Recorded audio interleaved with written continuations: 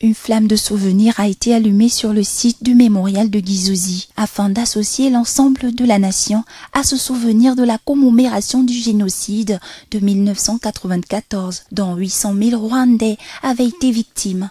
La plupart d'entre eux appartenaient à l'ethnie Tutsi. Dans la même période, l'avion qui transportait l'ancien président rwandais Juvenide Habyarimana a été abattu. Les appels de détresse des autorités rwandaises auraient servi à limiter le nombre des victimes, mais il n'y a pas eu l'écho favorable de la communauté internationale, a déclaré le chef de l'État Paul Kagame.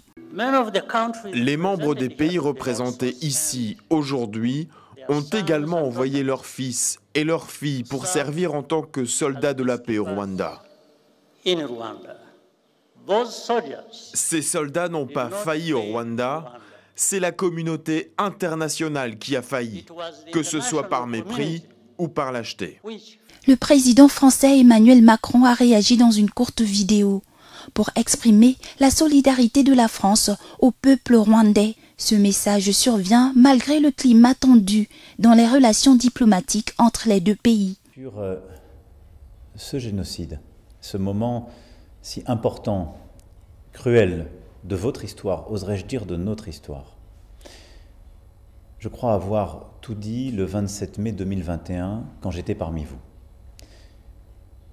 Je n'ai aucun mot à ajouter, aucun mot à retrancher de ce que je vous ai dit ce jour-là.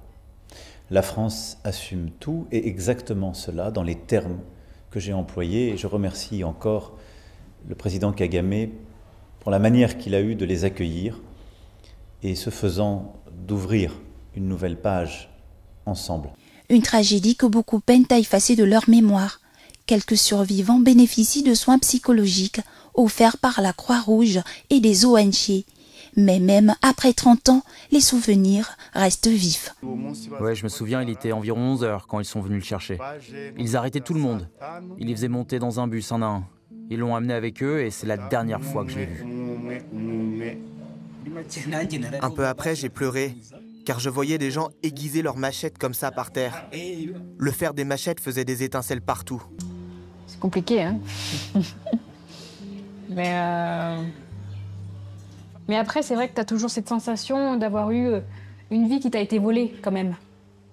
Ce 8 avril 2024 débutera à Bruxelles le procès de Emmanuel Koundoumimié, un chef présumé des miliciens et principal auteur des massacres. Aujourd'hui, réfugié en Belgique, il est accusé de meurtre et de viol perpétrés en 1994.